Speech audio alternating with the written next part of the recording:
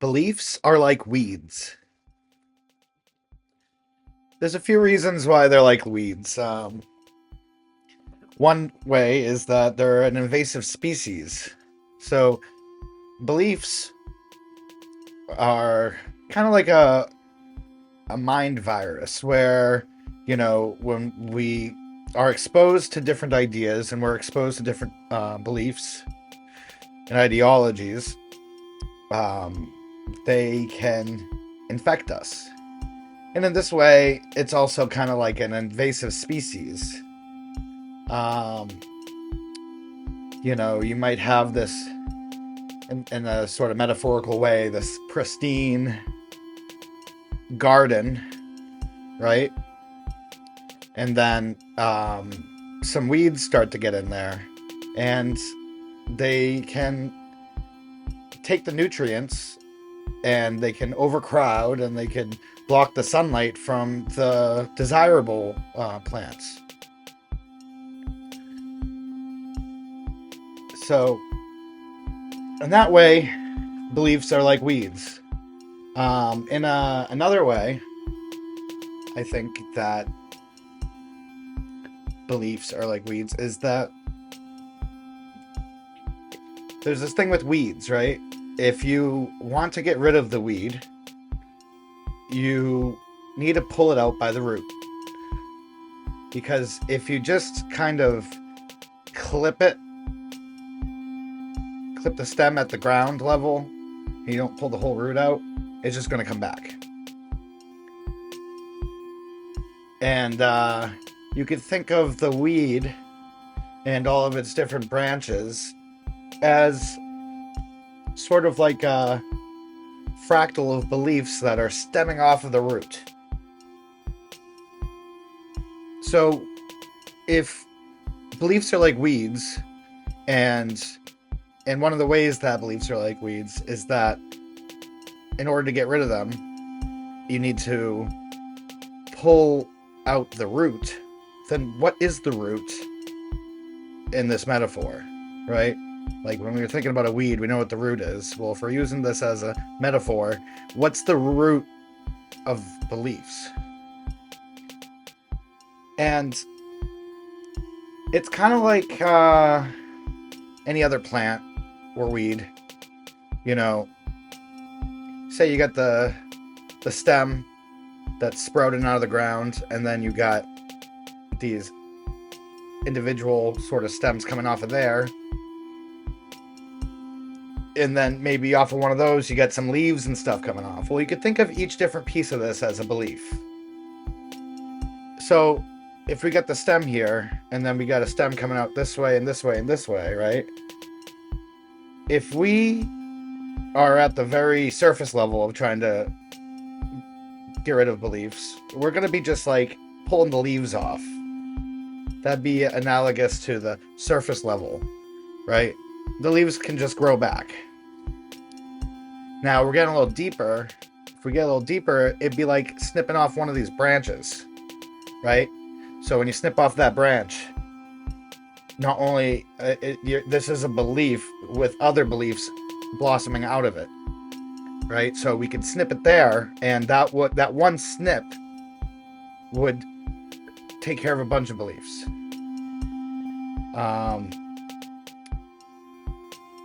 Something like that could be something like some belief you hold about your the nation you live in, or the religion that you have, or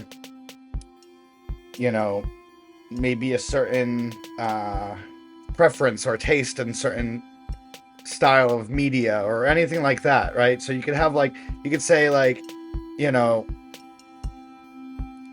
just to make this a non-charged example, we could say I used to like country music. Now then, with all of those, what comes off of that is I like this artist and that artist. I like this part of that culture, that part of the culture, right?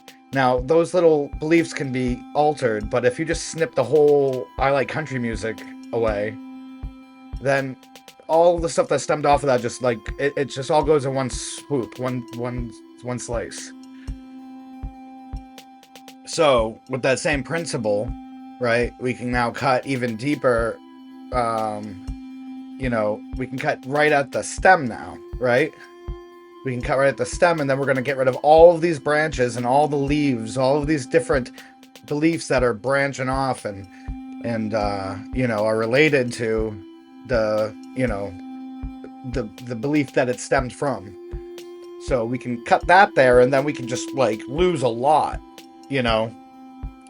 And sometimes when we have a glimpse, non-dual glimpse, it can really rattle and question stuff all the way down, all the way down the weed. Um, and we might have deep metaphysical questions about our own existence and all of that stuff. And at that point, that's kind of like cutting the stem here, right? It's like the whole thing is now being questioned, or at least that's what it seems to be. But the deepest part of the root itself, the deepest, the core belief that everything is fractaling off of, is the I am belief. The belief of your own being, of your own existence. Just the simple, innocent belief and notion that there is being that is that's what you are. You are being.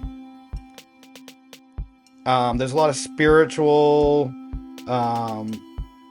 texts about I am, and there's different proponents of the I am, or the very essence of your being what you truly are. And even in the Bible, it says stuff like when God talks to Moses in the Bible, after, when Moses comes across the burning bush, and Moses says something along the lines of, who should I tell people you are, or what should I tell people you are, something along those lines, and the response is, tell them I am that I am.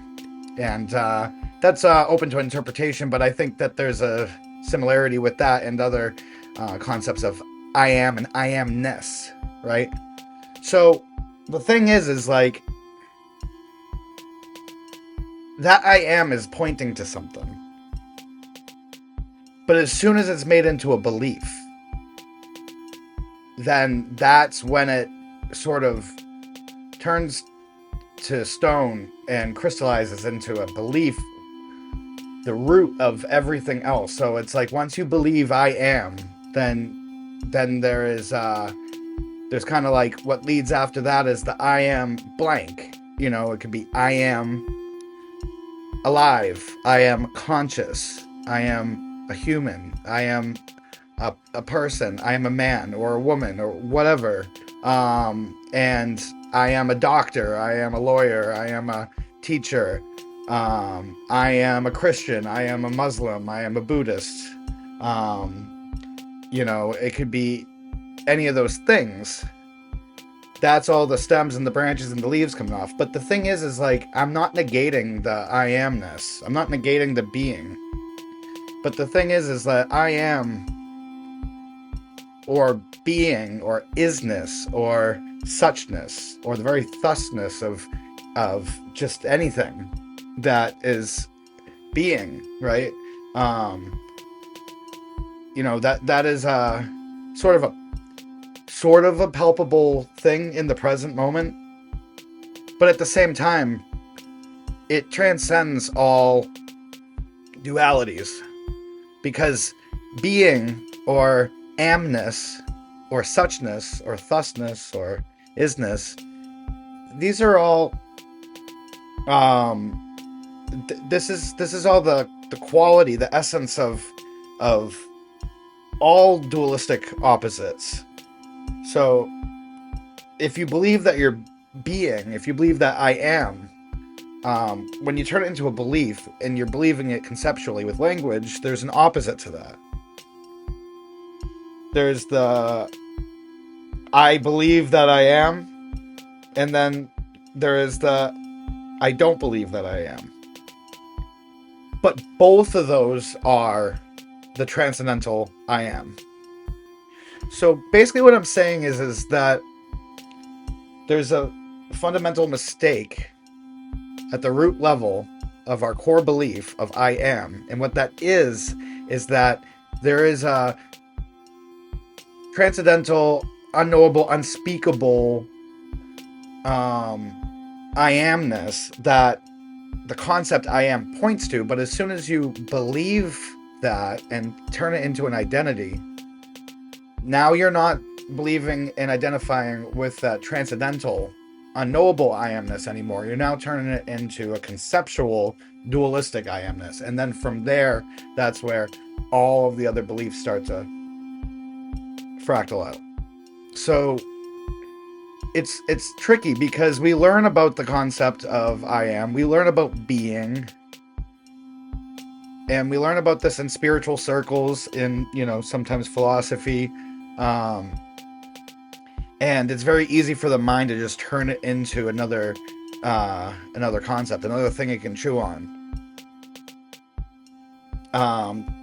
And that's the thing too, is that's another belief that can stem from the I amness, is the belief of the mind. So it turns into kind of like a strange loop, because now you have a I amness, which is something that is transcendental, but then we try to sort of hijack that and say it's my I amness, and then we from there think that we have a mind, and then that mind necessitates the I amness. So they both kind of like create sort of like a catch-22. The key is just to see that all of this is just an appearance of a mystery, of an I amness, but not one that you can know or conceptualize. Yeah, so if you like this video, then please hit the like button. If you want to see more content like this, then please subscribe. If there's anything that you want to say, then please comment down below. If you know anybody who might like this, then please share it. And if you want to get notifications whenever I drop new content, then hit that little bell button. And I hope you have a great rest of your day.